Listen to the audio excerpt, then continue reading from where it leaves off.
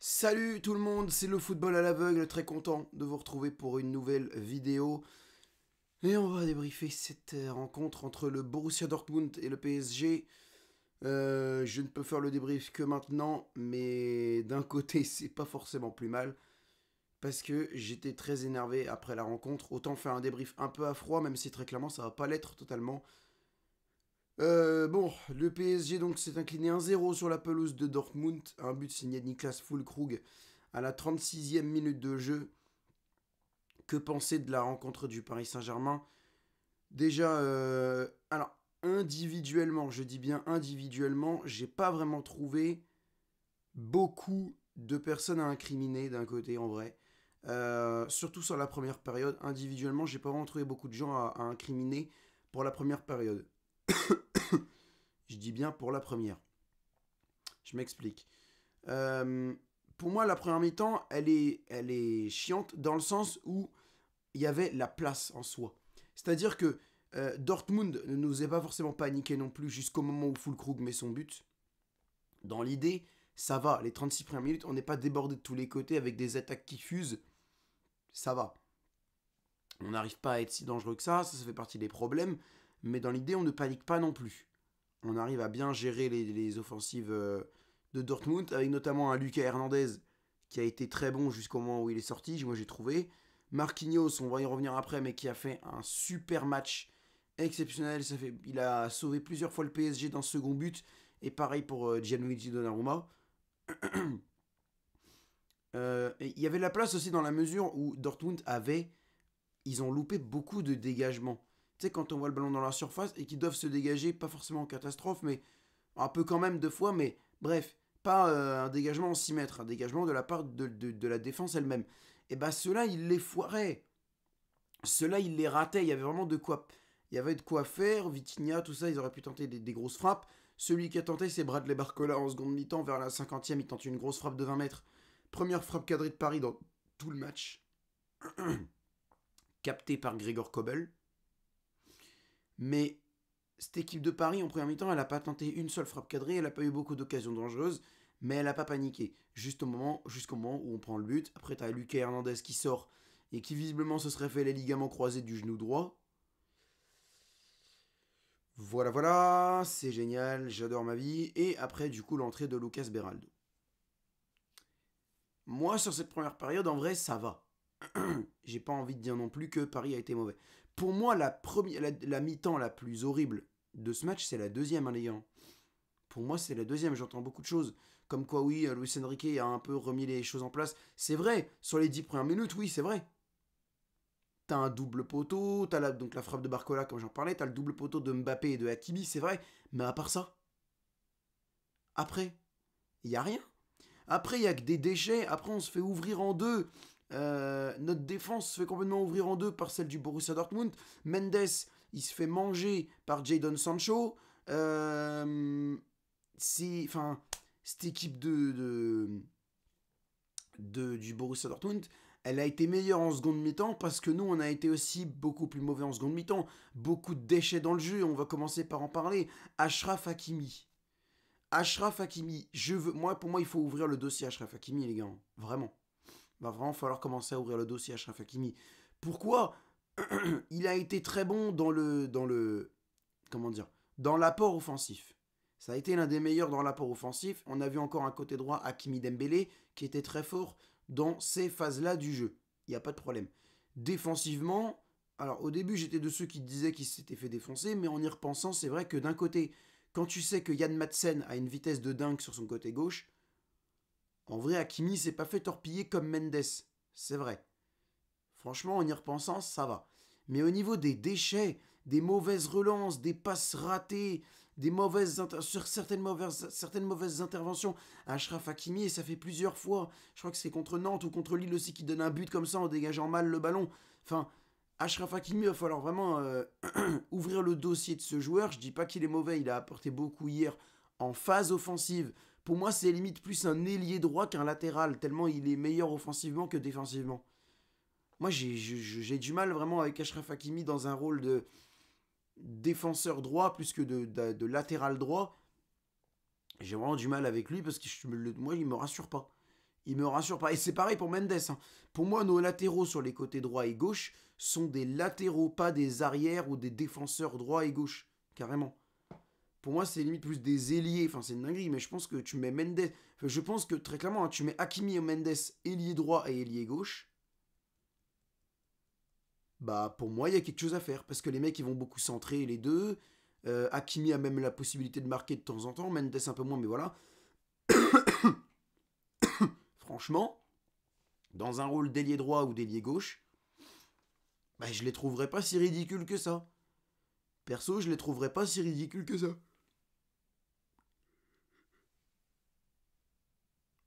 Parce que les mecs, pour moi, en termes de défense, c'est compliqué. Alors c'est vrai que Mendes était, il était un peu dans une méforme hier. Apparemment, il y avait des problèmes au niveau à l'entraînement. Il y avait eu, il avait ressenti des douleurs ou je sais plus quoi. Bon, voilà. Mais après Mendes, c'est facile de lui tomber dessus. Mais il fait aussi des masterclass ces derniers temps. Hein. Il fait aussi des masterclass ces derniers temps. Donc en vrai, c'est difficile de lui tomber dessus. Là, c'était un match sans. On attend le match retour. On attend le match retour. La charnière centrale, va falloir en parler de ça aussi. Marquinhos Beraldo. Marquinhos Hernandez, j'ai trouvé ça plutôt bon. Et Marquinhos Beraldo. Alors Lucas Beraldo, je fais partie de ceux qui l'aiment bien. Je fais partie de ceux qui n'oublient pas quand il fait des bonnes prestations. Et je pense que personne ne l'oublie en soi. Mais hier soir, c'est pas possible. Hier soir, c'est pas possible. En fait, il est trop serein. Il est trop serein, Lucas Beraldo. Il est trop dans sa bulle. À un moment, t'as Marquinhos qui fait d'ailleurs un match de taille patron en termes de capitana. Va falloir en parler de ça aussi, on en parlera après. Beraldo, il en fait qu'à sa tête. Quand Marquinhos lui dit reste sur Sancho pour l'empêcher d'être, pour éviter qu'il soit tout seul dans la surface démarquée, Beraldo il préfère suivre le ballon. Résultat, t'as je sais plus qui c'est qui fait une passe. Ça arrive sur Sancho. Sancho il est tout seul dans la surface. Heureusement qu'il glisse. Sinon ça lui offre un 1v1 contre Donnarumma. Et derrière Marquinhos, pour arriver sur le match de capitana de Marquinhos, Marquinhos vient choper Beraldo, lui fait tu me fais plus jamais ça. Et moi c'est ce que j'attends d'un capitaine. J'attends de Marquinhos qu'il soit là en mode il place les joueurs, il leur hurle quand c'est pas bon, il leur dit quand c'est bon. J'attends ce travail-là de capitaine de Marquinhos. Et il a été à la hauteur hier soir. Le match de capitaine de Marquinhos hier soir contre Dortmund, il est pour moi parfait. Et c'est pour ça que j'étais pas vraiment fan des gens qui critiquaient Marquinhos. Parce que c'était surtout un manque de confiance plus qu'une baisse de niveau en fait. Et ça se voyait les gars en vrai. Hein. Ça se voyait. Marquinhos, c'est pas une baisse de niveau qu'il avait eu pendant ces 2 dernières années. C'est une baisse de confiance. Et c'est totalement différent. Et si vous croyez que dire Marquinhos t'es nul, Marquinhos tu te chies dessus, ça servira à rien de dire ça. Le mec, vous croyez qu'il va prendre de la confiance si tout le monde lui dit qu'il est nul et qu'il sert à rien et que, hé les gars, ça fait 12 ans qu'il est au club, je pense qu'on peut lui montrer un peu plus de respect. 11, 12 ans, bref. Je pense qu'on peut lui montrer un peu de respect, un minimum de respect. Regardez le match de fou qui nous sort hier soir. En vrai, peut-être falloir commencer à y penser. Le milieu de terrain, Zaïre Emery, Vitinha Ruiz. Zaïre Emery, en vrai, il fait ce qu'il peut. Il a tenté quelques frappes, des trucs. C'était pas dingue, mais ça va. Vitinha, il fait encore un match de fou en termes de retour défensif. C'est une folie. Fabian Ruiz, alors, étonnamment, j'ai entendu plein de gens critiquer Ruiz de fou. Moi, je l'ai juste trouvé absent. J'ai pas d'avis sur lui. Ruiz. Si, il a beaucoup raté. Il a beaucoup raté. C'est vrai qu'en termes d'occasion, il était devant le but tout seul. Il a beaucoup raté, ça c'est vrai. Mais en vrai, à part ça, enfin, je sais pas, moi je dis pas qu'ils ont tort, mais j'avoue que je vois pas vraiment. Moi, je l'ai juste trouvé juste absent, fantomatique, quoi. Mais à part ça, pas vraiment, pas plus que ça. On va passer à l'attaque. Dembélé, Mbappé, Barcola. Alors Dembélé, encore une fois, a apporté beaucoup de danger. Même si pareil, il a raté quelques face-à-face. Mais bon, Ousmane Dembélé, c'est pas parce qu'il te met 3-4 buts que ça va devenir un finisseur à la Erling Haaland. Faut attendre un peu. C'est comme ça, c'est la vie. C'est pas un avant-centre. Mais encore une fois, c'est un peu lui qui apporte le danger. Pas que lui, c'est surtout aussi Achraf Hakimi. Hein. C'est pour ça que je tolère un peu mes propos. C'est pour ça que je tempère un peu mes propos sur Achraf Hakimi de tout à l'heure. C'est défensivement, moi, que je parle d'Hakimi. C'est pas offensivement. Donc Dembélé, ça va. Kylian Mbappé. Alors, on va ouvrir le dossier Mbappé aussi. Alors, Kylian Mbappé, première mi-temps, ça passe. C'est pas fou, mais ça passe. Il y a quelques petites incursions, quelques trucs. C'est pas dingue, mais ça passe. Deuxième mi-temps, on l'a perdu. Pourquoi? Parce que c'est pas un numéro 9. C'est un ailier gauche. C'est pas un numéro 9, Kylian Mbappé. Alors, il y a juste un problème de logistique qui se pose. C'est soit on met Ramos dans l'axe, ça je suis d'accord, et on met Mbappé à gauche, mais ça veut dire que c'est Bradley Barcola qui se fait avoir. Et pour moi, il le mérite pas. Barcola mérite pas d'être mis sur le banc. Après, il peut le faire re-rentrer, mais tu vois ce que je veux dire, quoi. Soit c'est Mbappé qui se fait avoir et on laisse Barcola à gauche. C'est pour ça que d'un côté, j'ai hâte de voir ce que ça va être sans Mbappé, parce que c'est un peu Kylian Mbappé qui bloque tout ça. Mbappé, tu peux pas le mettre dans l'axe, donc tu es obligé de le mettre à gauche. Sauf qu'à gauche, tu as déjà Barcola, donc tu es obligé de dégager Barcola pour mettre Mbappé parce que tu peux pas dégager Mbappé. Tu te fais un peu avoir en fait dans l'idée. Donc en vrai, j'ai hâte de voir ce que ça va donner l'année prochaine avec Dembélé Barcola sur les côtés sûr. Peut-être un ailier gauche en plus pour assurer une rotation avec Bradley Barcola possiblement, mais voilà. Dembélé Barcola sur les côtés. Et un mec dans l'axe, que ce soit Gonzalo Ramos, que ce soit Victor Osimhen, que ce soit Victor Gyökeres, que ce soit tant d'autres, bref. Gonzalo Ramos peut-être. J'ai hâte de voir parce que là vraiment tu seras sûr. Lui il est à gauche, lui il est à droite, lui dans l'axe et ça bouge pas. Alors que là, Mbappé est en mode oui, mais si tu le mets dans l'axe, il est mauvais. Sauf que si tu le mets à gauche, c'est Barcola qui saute. Sauf que si tu le mets, sauf que si tu mets Barcola et Ramos, c'est Mbappé qui saute et c'est pas possible. Donc dans tous les cas, t'es un peu face à un gros casse-tête parce que c'est soit Ramos, soit Barcola qui se fait avoir. C'est soit Ramos, soit Barcola qui se fait plumer dans l'histoire. Donc en vrai, t'es un peu indécis. Non, mais par contre, il y a un truc qu'il va falloir dire. Randal Kolo Muani, je suis désolé, c'est plus possible. J'ai essayé d'être dans le train, j'ai essayé de me dire que potentiellement c'était un bon joueur. En soi, il a marqué 6 buts cette saison, oui, c'est vrai. Mais hier soir, pour moi, c'est la pire entrée de Kolo Muani. Hein. C'est l'une des pires entrées de Kolo Muani, avec celle du Havre aussi. Et peut-être celle contre. Ah, j'ai plus exactement en tête, mais il y avait un match qui était catastrophique de Kolo Muani, je sais plus lequel exactement. Enfin bref, Kolo Muani, les déchets dans le jeu, les contrôles ratés, les passes manquées, il est pas là, et je pense que pareil, c'est un manque de confiance. Le problème, c'est que Kolo Muani, il a pas la même histoire que Marquinhos a avec nous, et étant donné que t'as un Gonzalo Ramos derrière qui performe de fou, bah t'as envie d'être moins patient. En vrai, en défense centrale, pareil. C'est pour ça que je tempère aussi un peu mes propos sur Marquinhos de tout à l'heure. Tu t'étais moins patient avec Marquinhos parce que derrière, tu savais qu'il y avait un Danilo Pereira qui faisait le job et qu'on le mettait pas. Et ben là, c'est pareil pour Kolo Muani. S'il y avait personne derrière qui était franchement meilleur que lui, tu te dirais, bon, on va le tester et puis on verra bien. On va continuer à y croire et on le verra. Mais là, tu te dis, non seulement il est mauvais, mais en plus derrière, tu sais qu'il y a quelqu'un qui sera forcément meilleur que lui. Mais on le met pas.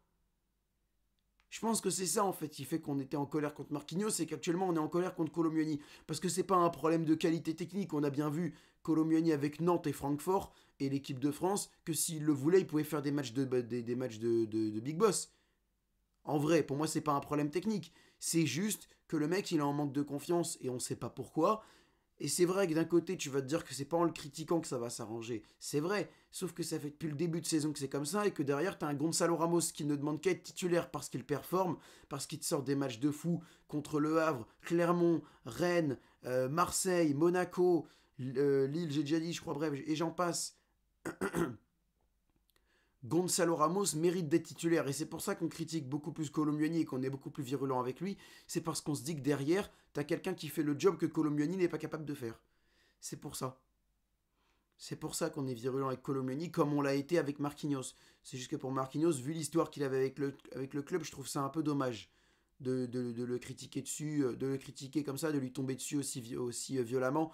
Je trouvais ça un peu dommage. Mais c'est vrai que t'avais un Danilo derrière qui faisait le taf, donc on se disait pourquoi il le met pas. Ça, c'est vrai.